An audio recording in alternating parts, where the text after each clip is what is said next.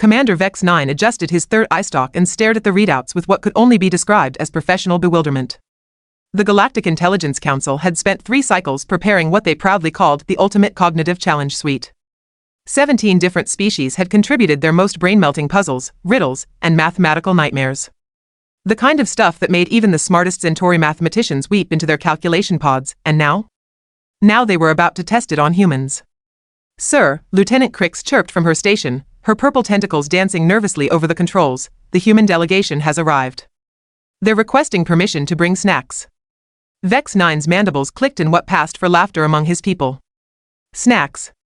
Oh, how wonderfully primitive. Yes, let them bring their little food pellets. They'll need all the comfort they can get.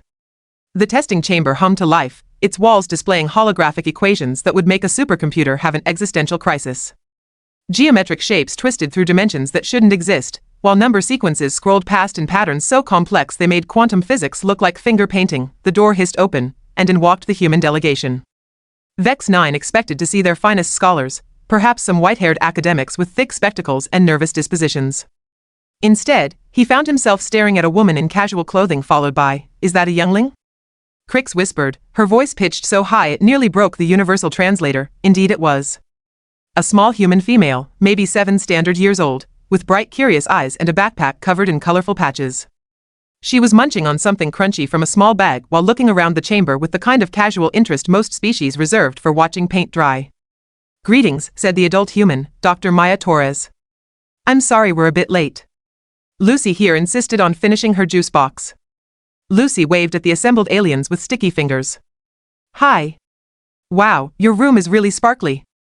Vex 9's confidence began developing hairline cracks. This had to be some kind of joke.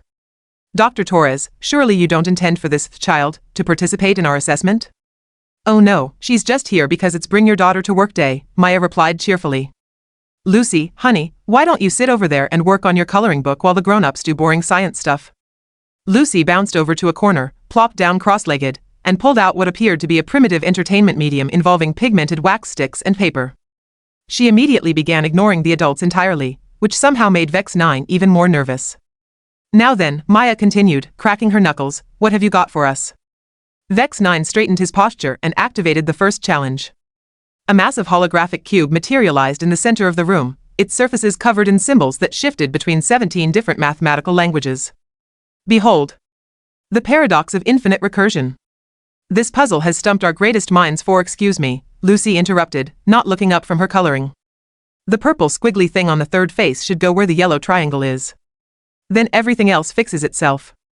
The room fell dead silent. Every alien present turned to stare at the small human who was now carefully coloring what appeared to be a rainbow-maned unicorn. That's impossible," stammered Dr. Kef, the Rigelian mathematician who had designed the puzzle.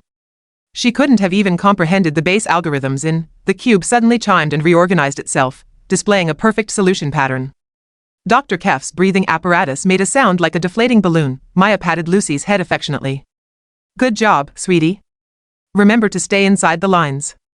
"I know, Mom," Lucy replied, reaching for her juice box. "Can someone turn off the spinny math thingy? It's making funny noises and I can't concentrate on Mr. Sparkles here." Vex 9 felt his species equivalent of a migraine coming on. This was just the first challenge. They had 16 more prepared, each designed to push cognitive abilities to their absolute limits. Surely this was a fluke. A lucky guess. There was no way a human child could. "Moving on," he announced, his voice only slightly strained. Challenge number 2, the temporal logic gateway. Reality around them shifted, showing multiple timeline sequences that branched and converged in patterns that would give most philosophers nightmares. The challenge required understanding causality loops that existed in 11 dimensions simultaneously. Lucy looked up from her coloring book, took a sip of juice, and pointed at a seemingly random spot in the display. "That bit's backwards. And those 2 lines should swap colors. Oh, and you need to flip that whole section upside down." The display immediately reconfigured itself into a stable, elegant solution. Dr. Torres didn't even look up from checking her messages. "Lucy, what do we say when we help people?" "You're welcome," Lucy chirped, then returned to carefully coloring a castle. Vex 9's right eye stalk began twitching uncontrollably. Around the room, various alien scientists were making sounds that ranged from confused chittering to existential groaning. Lieutenant Crix had started stress molting. Perhaps, Vex 9 said carefully, we should activate challenge number 3? What emerged next was their masterpiece, a four-dimensional maze that existed in quantum superposition, requiring the solver to navigate through probability states while maintaining coherent thought patterns across multiple parallel realities. Lucy finished coloring a flower, reached into her backpack, and pulled out what appeared to be a sandwich. Oh, that's easy. You just walk through the wobbly parts and ignore the scary-looking doors. They're not real anyway. She took a bite of her sandwich and pointed with her free hand. Start there, hop over that glitchy spot, take a left at the place that looks like my teacher's grumpy face, then just walk straight through the wall that's pretending to be solid. The maze dissolved into solution pathways so elegant they practically hummed. In the stunned silence that followed, the only sound was Lucy's contented munching. Doctor Torres finally looked up from her tablet. How are we doing over there? Lucy's getting a bit hungry, so we might need to wrap this up soon. Commander Vex 9 stared at the small human child who was now offering pieces of her sandwich to a nearby maintenance drone. His entire understanding of intelligence, consciousness, and the natural order of the universe was crumbling faster than a sandcastle in a tsunami, and they still had 13 more challenges to go.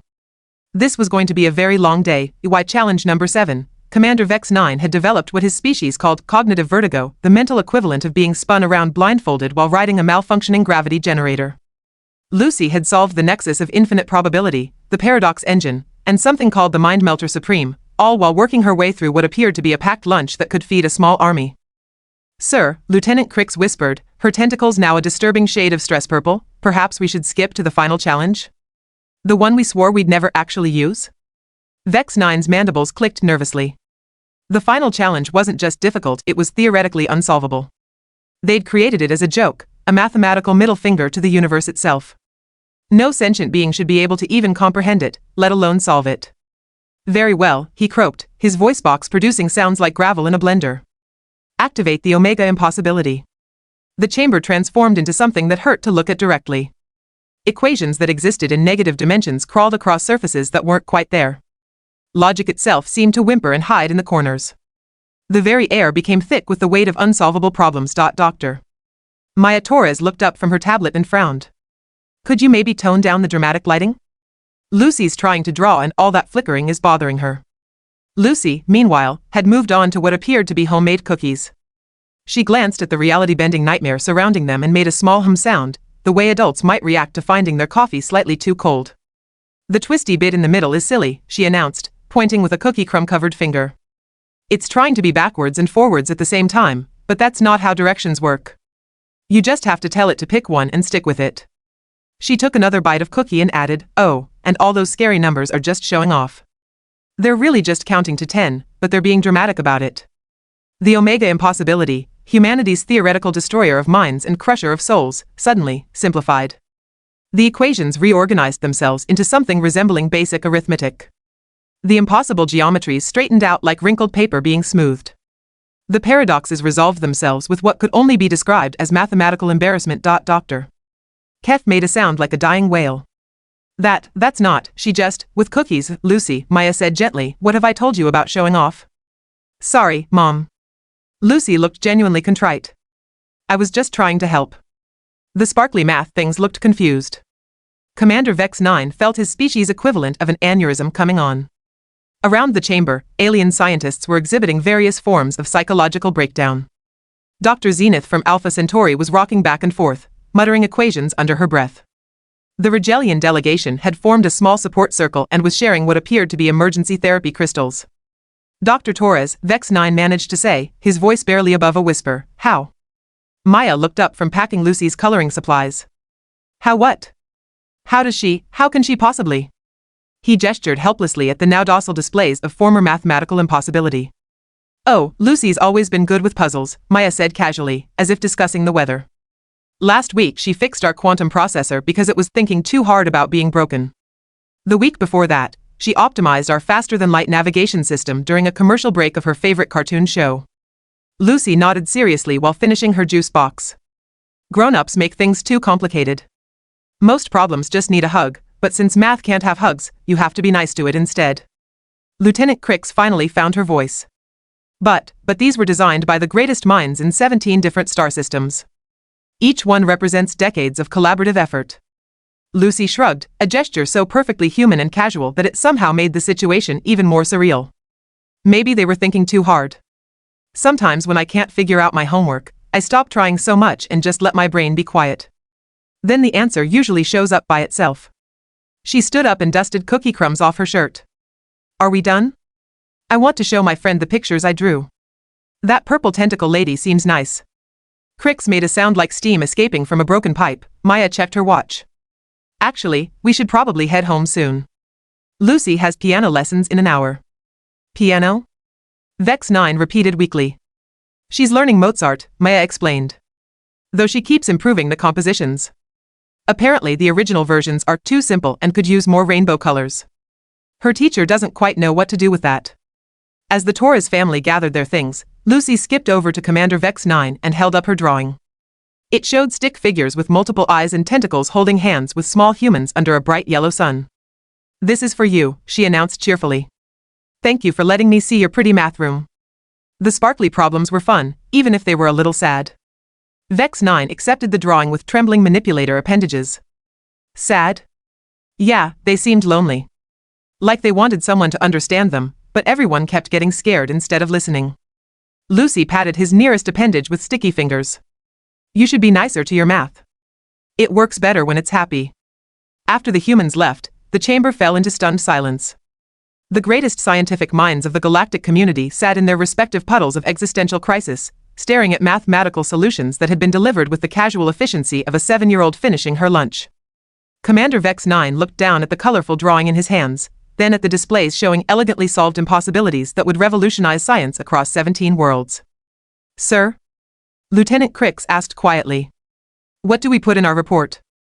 Vex 9 considered this carefully.